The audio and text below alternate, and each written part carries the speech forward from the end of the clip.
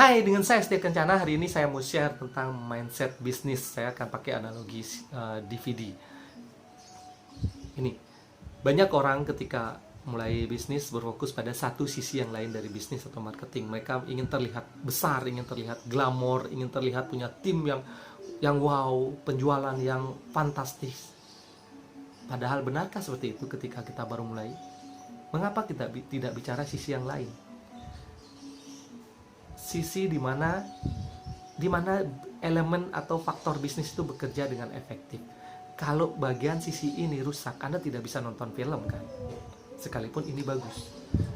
Pelajarannya adalah ketika Anda mulai bisnis seperti yang saya lakukan, Anda tidak berfokus pada sesuatu yang besar. Anda tidak berfokus bagaimana saya mendapatkan 1.000, 2.000, ratusan ribu customer atau subscriber. Tapi Anda berpikir bagaimana saya bisa melayani 10 orang yang menjadi customer pertama saya, atau bagaimana saya melayani 5 subscriber di YouTube saya. Nah, saya akan memberikan sebuah mindset yang saya gunakan dalam membangun bisnis yang masih dalam kaitannya tentang DVD tadi, tentang analogi DVD tadi.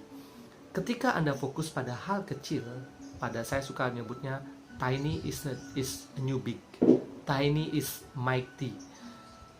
Contoh mengapa ini begitu efektif, ketika saya akan menggunakan cerita 1,5 tahun yang lalu, saya dan istri membeli rumah pertama kami, dan tentu saja siapapun yang punya rumah pertama itu akan mulai nakal pikirannya. Saya ingin renovasi dapur, saya ingin renovasi halaman, dan itu membuat kami harus mengalokasikan dana budget. Kemudian kami mencari di mana ya beli bahan yang sesuai budget, di mana ya mencari tukang yang harganya sesuai dengan dana yang kami alokasikan. Lalu karena kami amatir dengan renovasi rumah, apa yang terjadi? Over budget. Pengeluaran kami melampaui budget sehingga mengambil kantong dari lebih dalam lagi dari tabungan. Bayangkan kemudian ketika, apa sih hubungannya kemudian dengan berpikir kecil? Anda bisa berpikir membidik orang yang melakukan renovasi rumah, atau Anda berpikir bagaimana membuat sebuah solusi untuk orang yang lagi renovasi rumah. Anda bisa membuat produk, informasi tentang jika Anda adalah orang yang pertama kali ingin renovasi rumah, Anda bisa belajar tentang dalam e-course saya bagaimana mendapatkan informasi. Jika Anda ingin renovasi tembok, berapa sih biaya yang sebenarnya Anda butuhkan? Di mana Anda mendapatkan acuan minimal budget yang Anda butuhkan untuk bisa merenovasi rumah? Di mana sih mencari tukang yang harganya seminimal mungkin, atau bagaimana cara bernegosiasi sehingga Anda membangun itu, sekalipun Anda baru pertama kali bangun, Anda tidak over budget.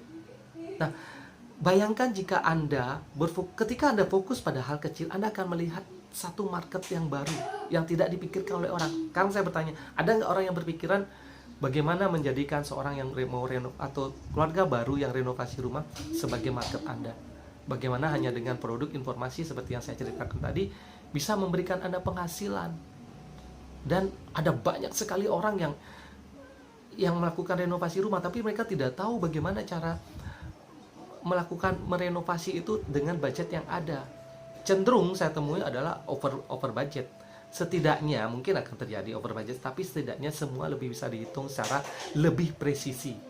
Contoh lain, ketika Anda berpikir kecil, berpikir tiny dalam bisnis Anda, karena kecil itu adalah sesuatu yang besar, yang baru. Contoh adalah orang yang melahirkan, seorang ibu yang melahirkan. Mereka akan fokus, akan memberikan segalanya untuk si bayi. Apa sih kebutuhan bayi? Membeli popok setiap bulan, memberikan yang terbaik, uang pun tidak masalah.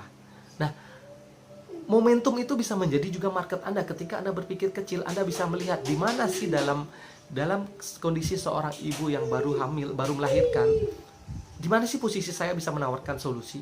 Nah, mereka punya street smart. Tidak mungkin kan orang yang habis mengandung kemudian perutnya langsung rata dan kencang otot perutnya.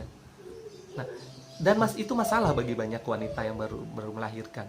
Anda bisa membuat sebuah produk bagaimana segera merecover stretch marks, dan itu bisa menjadi sebuah solusi produk yang bisa Anda tawarkan dan ada marketnya begitu.